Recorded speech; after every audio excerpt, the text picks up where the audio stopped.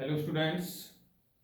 हमारा चैप्टर चल रहा था समांतर श्रेणी और उसकी एक्सरसाइज जो चल रही थी 5.2। तो उसके काफ़ी क्वेश्चन हमने कर लिए थे, ठीक है ना। और आज हम इस वीडियो में करेंगे जो 5.2 के कुछ क्वेश्चन शेष रह गए थे उसको करेंगे और आगे फिर नेक्स्ट एक्सरसाइज स्टार्ट करेंगे और उसके सवाल करेंगे, ठीक है ना। तो हमारे जो क्वेश्चन लास्ट वीडियो में हमने क्वेश्चन नंबर 7 तक कर दिया था और 8वां क्वेश्चन करेंगे। ठीक, क्वेश्चन नंबर देखिए 8वां, यानी चैप्टर है हमारा समांतर श्रेणी।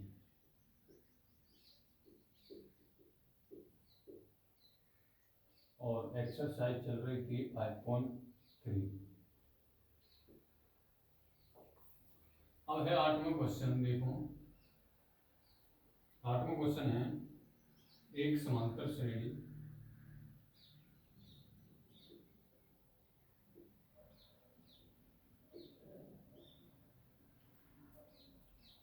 के प्रथम पद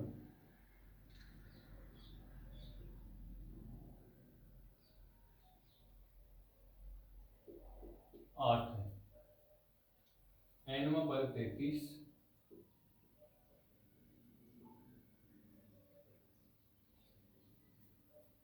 है तथा पहले n पदों का योग 33 123 है। तो n तथा सार अंतर ज्ञात कीजिए। तो n तथा d सार अंतर ज्ञात कीजिए। ये है हमारा क्वेश्चन। अब देखें इसमें सवाल में दिया है कि प्रथम पद, देखो ये पद देखना है हमें कि फर्स्ट टर्म जो दिया है वो 8 दिया है, प्रथम पद, और डिनोट करते हैं उसे a से, वो हमारा कितना है 8। nवां पद में क्या है 33, यानी कि tn 33। कह रहा है पहले n पदों का योग 123, ये tn है और ये हमारा s है। अब इसमें पदों की संख्या नहीं पता है, तो कह रहा है n तथा सार अंतर डी ज्ञात कीजिए। तो एक तो n ज्ञात करना है कि ये कितने पदों का योगफल 123 है, और सार अंतर ज्ञात करना है इसका सार अंतर क्या है। ठीक, तो n तो हम जब ज्ञात करेंगे जब हमको d ज्ञात होगा। तो हमारा फॉर्मूला होता है tn बराबर a plus n minus 1 into D. ये फॉर्मूला है किसी समांतर श्रेणी का nवां पद। nवें पद का फॉर्मूला हमारा ये, ठीक। अब देखो इसमें tn जो दिया है वो 33 दिया है, ठीक, और a बराबर दिया है 8, और n पता नहीं, और d भी पता, d भी हमको क्या नहीं मालूम है। तो ये 33 ऐसा कर लो, माइनस के 8 हुए, n माइनस 1 इंटू डी, ये हुआ हमारा 25 बराबर n माइनस 1। ये हमारा ये आ गया। अब ना तो हमको n ज्ञात हुआ ना हमको d ज्ञात हुआ, ठीक है ना। अब हम करेंगे बात Sn के लिए। Sn बराबर क्या होता है n by 2 2a plus n minus 1 into D. Sn बराबर दिया है देखो 1 2 3, n तो पता है ही नहीं हमको भाई, n तो मालूम ही नहीं है, और a का मान जो दिया है वो 8 दिया है, प्लस अब देखो जो n माइनस 1 इंटू डी, और ये हमारा n माइनस 1 इंटू डी की वैल्यू कितनी है 25, तो 25 रख ली। इसका इसमें गुणा करेंगे 240 हो जाएंगे। n of 16 plus 25 2 4 6 equal to n into 11, 2 एक 3 41 होगा, तो n इक्वल टू 2 4 6 अपॉन 41। तो n इक्वल टू 41 से ये कितनी टाइम तक खत्म हो गया, 6 टाइम। तो n का मान कितना आ गया, 6 आ गया। एक आंसर तो हमारा ये। इस n के मान को यहाँ डाल दो। ये क्या है, 25 बराबर n माइनस 1 इंटू डी, तो बराबर 6 माइनस 1 इंटू डी, तो 25 इक्वल टू 5 इंटू डी, तो डी बराबर होगा 25 बचे 5, तो डी बराबर जो है वो होगा 5। डी बराबर कितना हुआ, 5। ठीक है ना। तो ये सवाल जो है ना इस तरीके से सॉल्व होगा। ठीक, चलो आपको इस यानी कि सवाल की थ्योरी एकदम सटीक तरीके से पढ़नी, एक बार नहीं 2 बार पढ़ो। और लेकिन जो दिया है सवाल में, जैसे मैंने यहाँ पर लिखा, जो जो दिया था वो मैंने यहाँ लिख दिया सवाल में, फिर उसी के अनुसार मैंने फॉर्मूला पहला यूज किया। इसे यूज करने पर मुझे ये मिला। फिर हमने ये कंडीशन दे रखी, तो ये इसके अनुसार ये फॉर्मूला किया दूसरी कंडीशन, फिर इसमें वैल्यू रख के देखी तो हमको ये मिला। ठीक है ना। और इसको मिलने सॉल्व करने के बाद हमको n का मान मिल गया। ये n का मान हमने इसमें रख दिया और यहाँ से हमको d प्राप्त हुआ। ठीक है ना। चलो आगे करते हैं। नेक्स्ट क्वेश्चन है 9वां।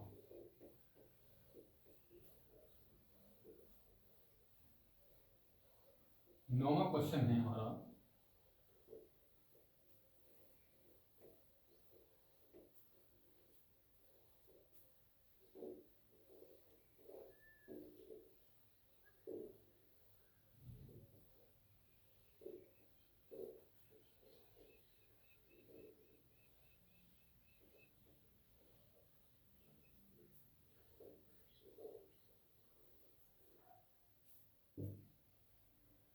कि 280 रुपए की, देखो मैं लिख देता हूँ यहाँ पर, ये कह रहा है 280 रुपए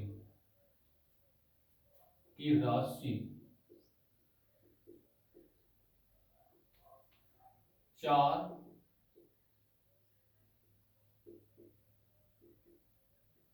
पुरस्कार देने के लिए रखी गई है।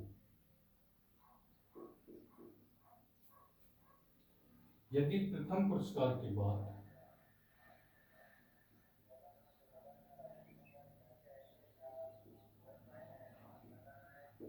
यदि प्रथम पुरस्कार के बाद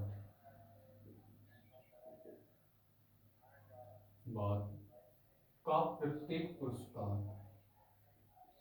का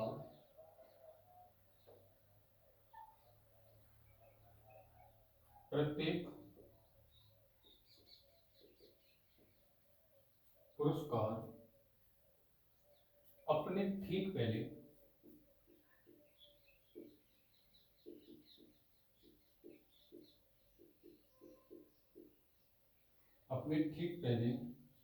पुरस्कार से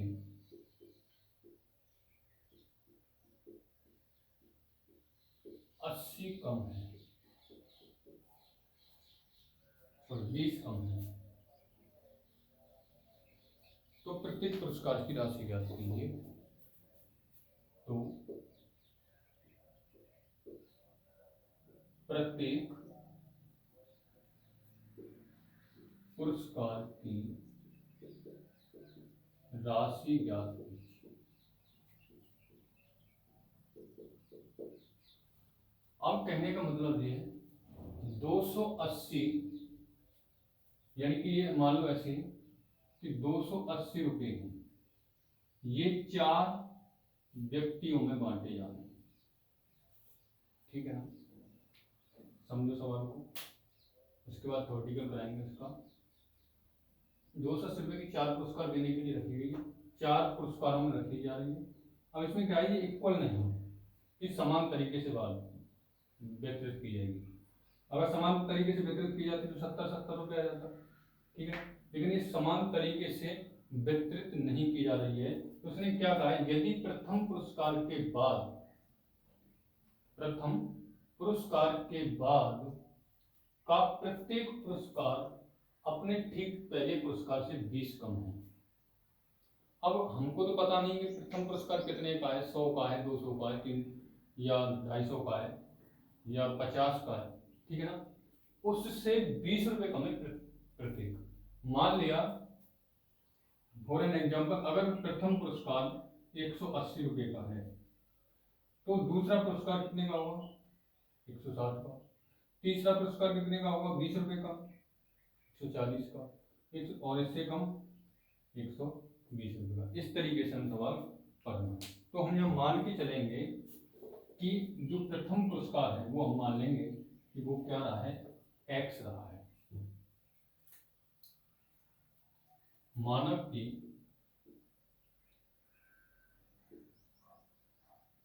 प्रथम पुरस्कार एक्स। तो द्वितीय पुरस्कार क्या होगा फिर, तो द्वितीय जो पुरस्कार होगा वो हमारा एक्स माइनस 20 होगा भाई, इससे 20 रुपये कम। पहले पुरस्कार से अपने ठीक पहले से 20 रुपये कम। तो इस प्रकार तीसरा पुरस्कार क्या होगा फिर भाई, तीसरा जो पुरस्कार होगा अपने से ठीक, तो तीसरा ये ठीक है, तो इसका मतलब इससे 20 कम, तो इसका मतलब 40 होगा भाई। एक्स माइनस 20 से 20 कम करो तो एक्स माइनस 20 तो क्या हुआ, एक्स माइनस 40 तो हुआ, ठीक है ना। तो इस तरीके से। और चौथा जो पुरस्कार होगा, चतुर्थ पुरस्कार, चतुर्थ जो पुरस्कार है हमारा वो एक्स माइनस का कितना हो जाएगा, 60, क्योंकि ठीक इससे पहले 20 रुपये, ठीक है ना।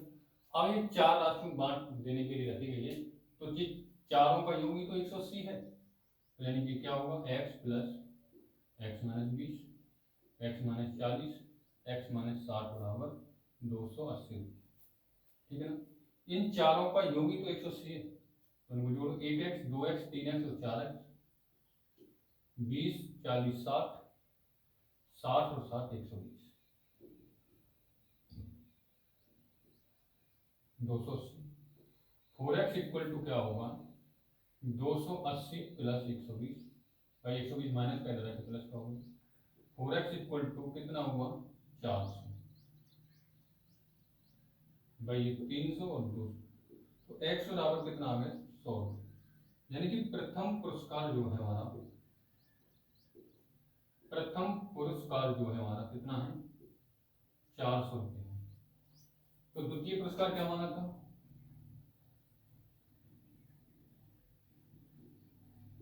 द्वितीय पुरस्कार था हमारा एक्स माइनस 20, तो एक्स की वैल्यू रखेंगे प्रथम पुरस्कार को, यानी द्वितीय पुरस्कार कितना होगा, 80 रुपये।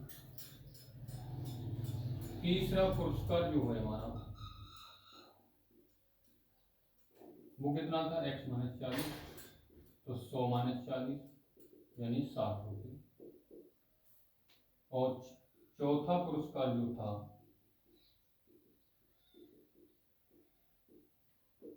वो कितना था, एक्स माइनस 60, तो 100 माइनस 60 बराबर 40। तो इस तरीके से यानी कि हम लिख देंगे सीरीज के रूप में 100 80 60 और 40, यानी इस तरीके से वो राशि बांटी गई। देखो 100 180 180 हो गए, 180 240 और 280, ठीक है ना। इन सबको जोड़ने पर भी कितना आ रहा है, 280 ही आ रहा है, ठीक है ना। तो इस तरीके से वो राशि वितरित की गई है, ठीक है ना। चलो नेक्स्ट क्वेश्चन करते हैं हम, अगला 10वां सवाल।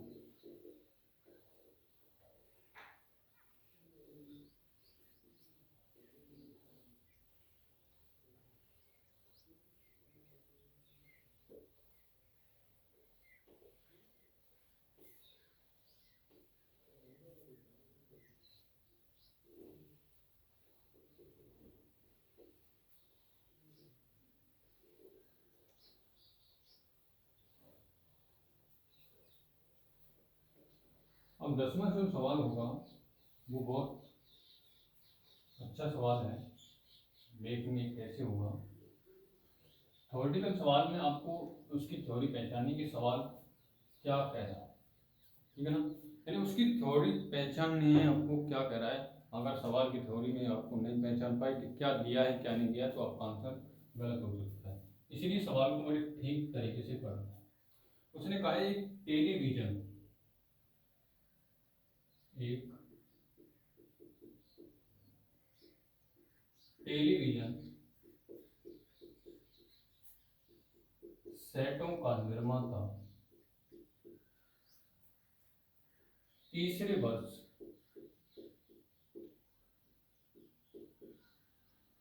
तीसरे वर्ष 600 टीवी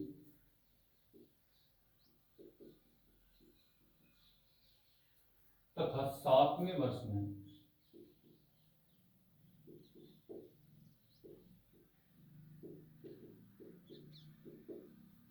तथा सातवें वर्ष में 700 टीवी का उत्पादन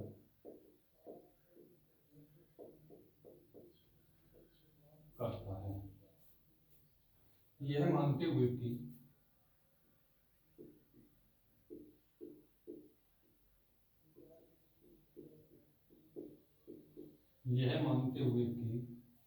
प्रत्येक वर्ष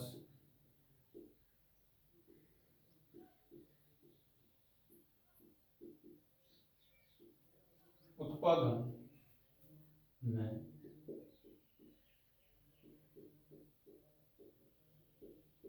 एक समान रूप से एक निश्चित संख्या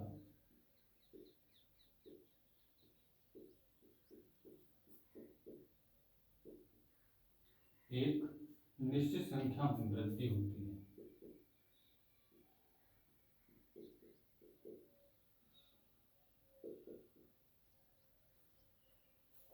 ज्ञात कीजिए,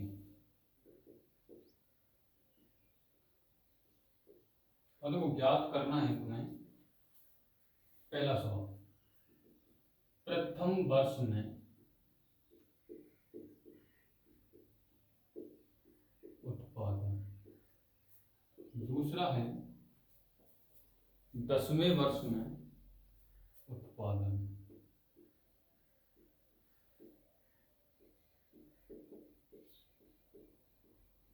और तीसरा सवाल है हमारा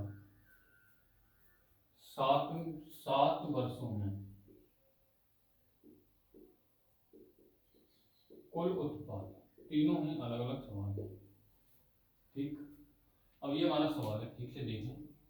उसने कहा एक टेलीविजन निर्माता है सेटों का, कोई मैकेनिक है, वो टेलीविजन बनाता है।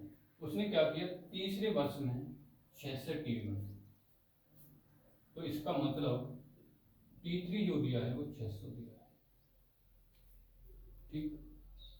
सातवें वर्ष में 700 टीवी, यानी T7 बराबर 700 टीवी उत्पादन करता है, यह मानते हुए कि प्रत्येक वर्ष उत्पादन में एक समान रूप से एक निश्चित संख्या में वृद्धि होती है। तो कह रहा है कि प्रथम वर्ष में उसने कितना उत्पादन किया, प्रथम वर्ष में उसने कितनी टीवी बनाई। तो T3 का मतलब क्या होगा, 1 + 2D बराबर 600, ठीक। T7 का मतलब मैंने बता ही दिया, एक कम कर दो डी में, तो ये 700, माइनस माइनस माइनस दोनों को सॉल्व किया, ये माइनस का 4D हुआ, 700 में से 600 माइनस का 100 बचा। तो D का जो मान आ गया वो कितना आ गया, 25 आ गया।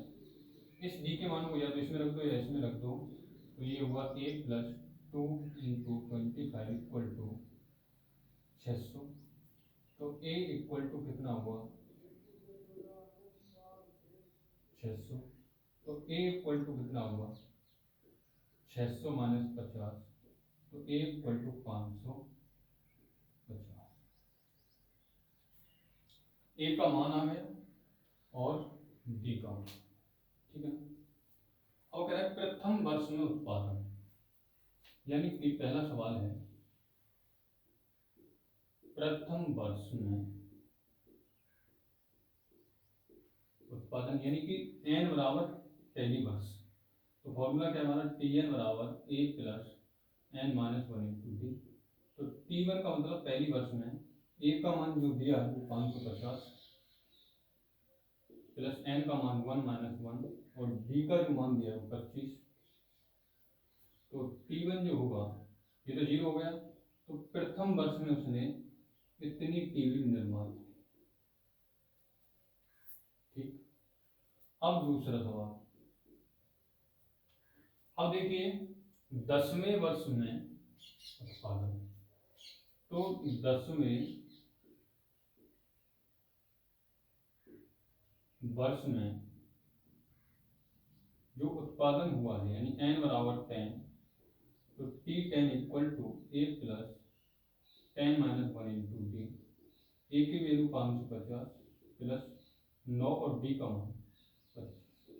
तो 550 प्लस 225, तो टी 10 जो है वो क्या है, तो टी 10 क्या होगा 525, जिनको जोड़ो 5 5 और 2 7 और ये 5 और 2 7।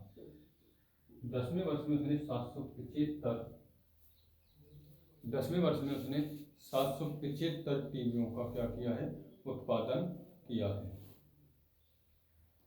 ठीक, अब देखिएगा नेक्स्ट जो क्वेश्चन है तीसरा, वो कह रहा है 7वें वर्ष में कुल उत्पादन। यहां समझना, ये प्रथम वर्ष में उत्पादन, ये 10वें वर्ष में उत्पादन, यानी 7 वर्षों में पहली वर्ष में टीवी बनाई होंगी, दूसरे वर्ष में भी टीवी बनाई होंगी, तीसरे वर्ष में भी टीवी बनाई है, चौथे वर्ष में भी टीवी बनाई है, 5वें वर्ष में भी टीवी बनाई है, 6वें वर्ष में भी टीवी बनाई है और 7वें वर्ष में भी टीवी बनाई है। तो वो टोटल 7 वर्ष में उसने कुल कितनी टीवियां बनाई हैं वो इस सवाल में पूछ रहा है। यानी कि ये वर्ड यहाँ से अलग कर रहा है, तो इसका मतलब ये फॉर्मूला भी अलग लगेगा। कुल, और कुल का मतलब है कि S n equal to n by two A plus N minus one into ये बात कर।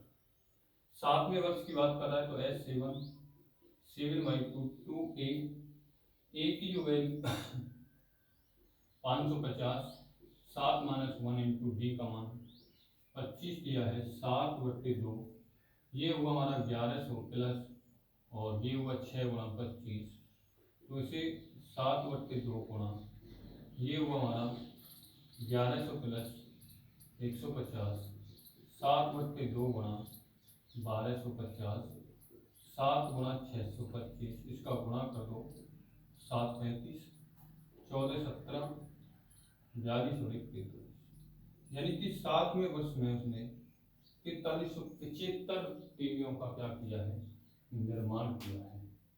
ठीक है, 707वें वर्ष में 4375 टीवियों का क्या किया है, इसने निर्माण किया है। इस तरीके से ये हमारा जो क्वेश्चन है 10वां फिनिश हुआ। ठीक है ना, और ये इस क्वेश्चन के साथ में हमारी ये एक्सरसाइज खत्म होती है। अब हम पढ़ेंगे विविध प्रश्नावली। ठीक है ना,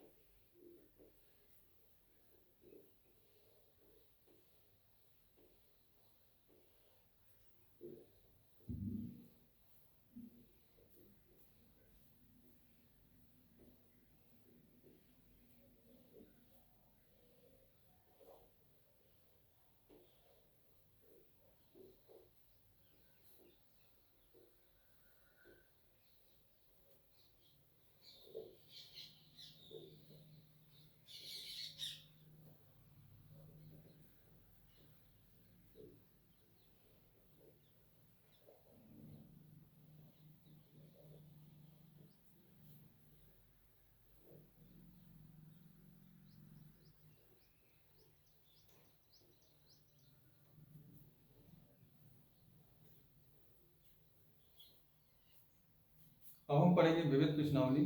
देखें, अब ये एक्सरसाइज 5.3 खत्म हुई। अब निकाल लीजिए विविध।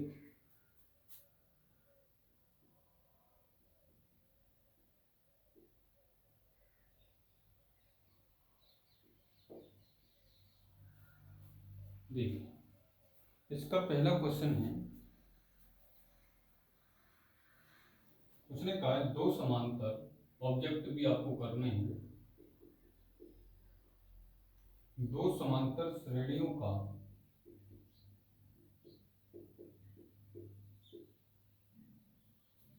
सार अंतर समान है।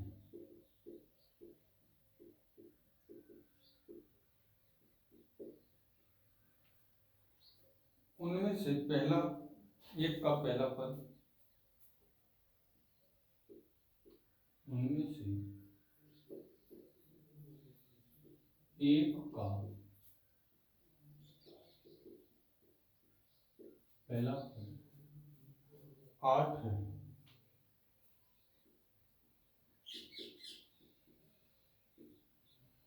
तथा दूसरा 3 है।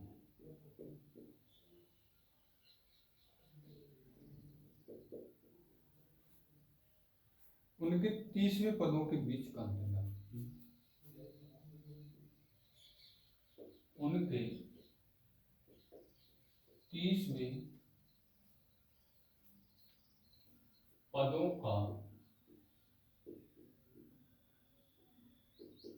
अंतर ज्ञात कीजिए। अब देखिए यहां पर दो समांतर श्रेणियां हैं, ठीक है ना। इस प्रकार दो समांतर श्रेणियां हैं और पता नहीं किस वे में रही हैं वे, उनमें से क्या है, उनमें से एक का पहला पद तो 8 है, यानी कि जो जहां से स्टार्ट हुई है उसका एक कितना है 8, और दूसरा क्या है, इसकी दूसरा क्या है 3। इसका पहला पद कितना रहा है 8 और इसका पहला पद रहा है 3। सार अंतर समान है, यानी इसका भी सार अंतर डी रहा है और इसका भी सार अंतर डी रहा है। वो कह रहा है 30वें, उनके 30वें पदों का अंतर ज्ञात कीजिए। इसका 30वां पद और इसका भी 30वां पद, ठीक है ना, वो क्या है, ठीक है ना, उनके अंतर क्या है। तो इसका देखो, इसका हम निकालें T30 बराबर a plus 30 minus 1 into D. तो T30 इक्वल टू ए का वैल्यू 8 और ये होगा हमारा 29, समीकरण नंबर 1। इसका T30 निकाला जाए तो a plus 30 minus 1 into D, तो T30 बराबर 3 प्लस 29 डी, ये समीकरण नंबर, ठीक है ना। ये पहली श्रेणी का T30 है, ये दूसरी श्रेणी का T30। उनके 30 इनका अंतर कितना है, ठीक है ना। तो हम अंतर बराबर लिखेंगे पहली T30 माइनस दूसरी T30। तो पहली T30 क्या रही है a प्लस 29 थी, दूसरी क्या रही है 3 प्लस 29 थी। इसको सॉल्व किया, ये 29 थी माइनस 3 माइनस 29 थी, 29 थी से 29 ली, तो ये बचा 8 माइनस 3 बराबर, यानी कि उनकी जो अंतर आ रहा है वो कितने का अंतर आ रहा है 5 का। ठीक, ऐसा ऑप्शन है कौन सा, चौथा। तो इस तरीके से ये क्वेश्चन देखो लग हमको है तो ऑब्जेक्टिव, लेकिन बात समझने की, ये बात करने की है, लेकिन बहुत डिफिकल्ट सवाल है, ठीक है ना। इसलिए फिर ऑब्जेक्टिव को ऑब्जेक्टिव तरीके से ना देखें, उसका कैलकुलेशन करें किस टाइप से होगा। ऑब्जेक्टिव दिया आप उत्तरमाला से कर लोगे, आपने सीखा क्या कि वो सवाल क्या कर रहा है, ठीक है ना। आप उत्तरमाला से देख के टिक लगा देते हो ना, ये बहुत गलत है, ठीक है ना। आपको क्या करना है, सवाल को अच्छे से पढ़ना है, उसमें क्या दिया है कि उसका आंसर 5 क्यों आ रहा है। आपने मान लो कि आपने आंसर देखा 5 गावा हैं ये, और आपके टिक कर दी कि ये इसका आंसर है, तो आपको मिला क्या, आपने आप सोचो कि 5 कैसे आ रहा है, ये 5 कैसे आ रहा है वो आपको एक्सप्लेन करना है, एक एक ऑब्जेक्टिव भी आपको एक्सप्लेन करके देखना है, ठीक है ना। इसलिए मैं प्रत्येक चैप्टर के जो विविध प्रश्नावली के ऑब्जेक्टिव्स हैं उनका सबका मैं क्या करा रहा हूँ, एक्सप्लेनेशन करा रहा हूँ, यानी पूरा हल करा रहा हूँ। इसलिए आपको भी पूरा हल करना है, ठीक है ना। कोई भी क्वेश्चन अधूरा नहीं छोड़ना है, ऑब्जेक्टिव है तो उसको पूरा हल करना है कि ये किस तरीके से आ रहा है। यदि ये आ रहा है तो किस तरीके से आ रहा है फिर ऑब्जेक्टिव, तो ऑब्जेक्टिव को ऑब्जेक्टिव की तरह ना समझें, ठीक है ना, पूरा ही सॉल्यूशन उसका करना है। अब देखिए इसका नेक्स्ट दूसरा क्वेश्चन, उसने कहा है कि यदि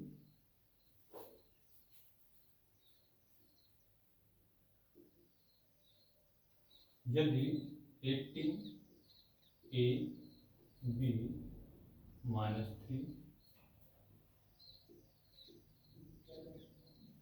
समांतर श्रेणी में है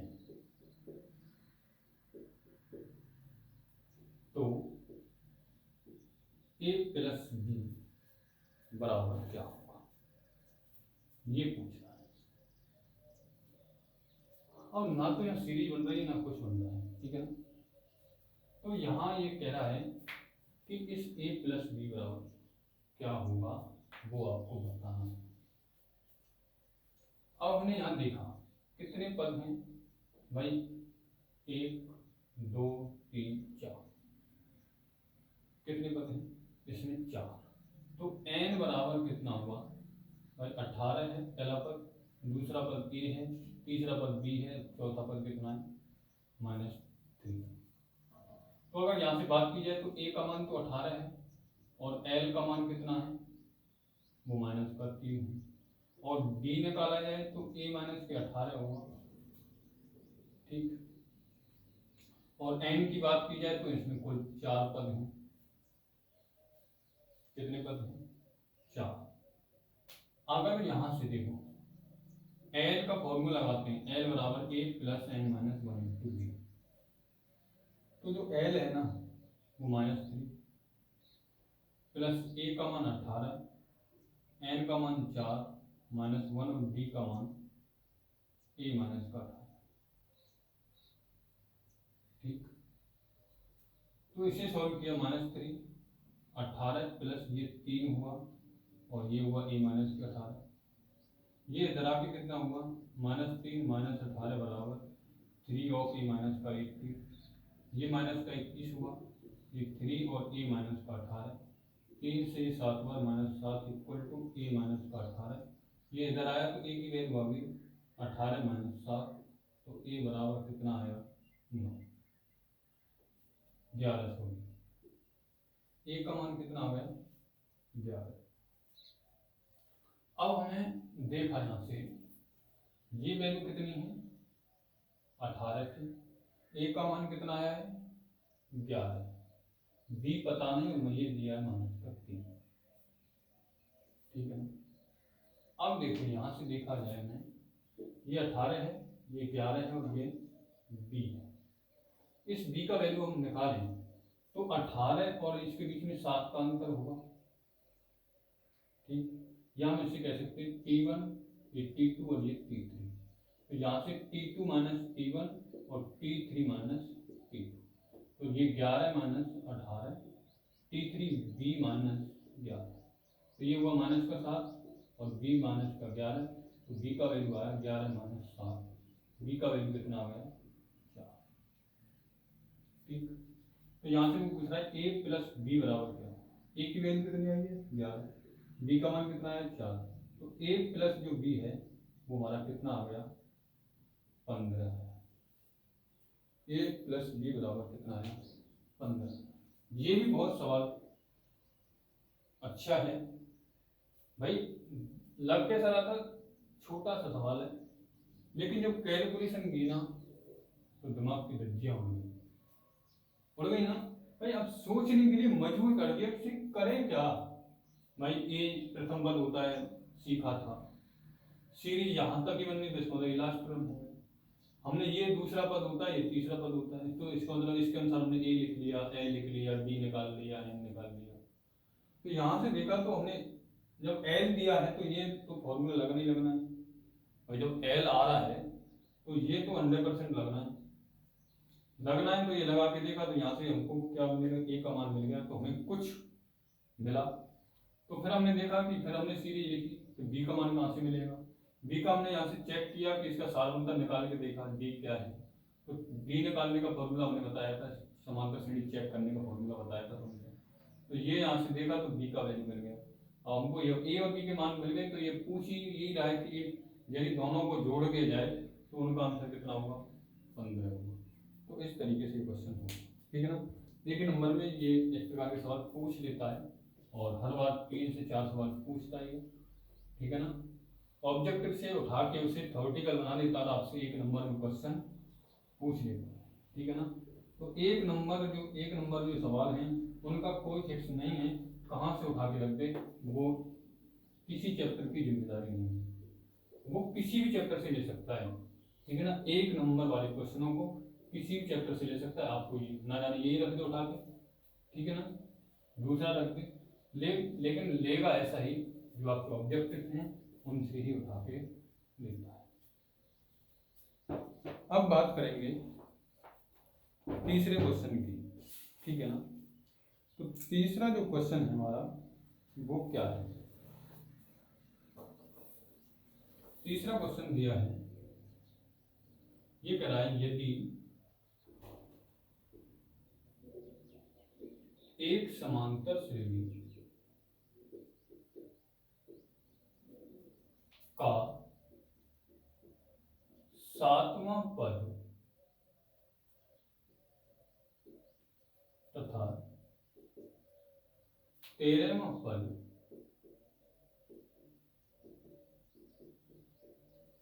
क्रमशः 34 तथा 64 है, तो इसका 18वां पद क्या है। तो इसका जो 18वां पद है ना, इसका 18वां पद है, 7वां पद T7, भाई 7वां पद T7 वो कितना लिया है, 34, 13वां पद वो दिया है 64, 18वां पद को याद करवा रहा है, तो ए और डी की वैल्यू जरूरत पड़ेगी, तो T7 जो होता है हमारा 6D हो जाएगा, वो 34 हो जाएगा, 13वां डी का 12D हो जाएगा, ये 64, देखो माइनस माइनस माइनस, ए से कैंसिल, ये माइनस का 6D हुआ, ये 0 और ये 30, minus minus minus plus, D का मान कितना हुआ 5, तो ए का मान कितना होगा, ए प्लस का 6D इक्वल टू 34, ए की वैल्यू बतानी, डी का मान 5 तो 34, तो ए की वैल्यू जो आ रही है 34 माइनस 30, तो ए का मान कितना आया 4, तो ए का मान जितना आ गया डी का मान आ गया, तो कौन सा पद पूछ रहा है 18वां, तो 18वां पद क्या होगा, ए प्लस के 17D होगा, ए की वैल्यू रखो 4, डी का मान रखो 5, तो 4 प्लस 85 तो 89, यानी कि जो 18वां पद है ना वो 89 होगा, तो 89 ऑप्शन में है कि नहीं, तो पहला ही ऑप्शन है, ठीक है ना। तो इस तरीके से हम क्वेश्चन सॉल्व करें, ठीक है ना, और बाकी के क्वेश्चन आपको करके देखने, ठीक है ना। नेक्स्ट क्वेश्चन हम अगली वीडियो में करेंगे, आज के लिए इतना ही, ठीक। और जो जितने क्वेश्चन तुमसे सॉल्व हो सके उतने आपको ज़्यादा से ज़्यादा क्वेश्चन आपको लगाने हैं।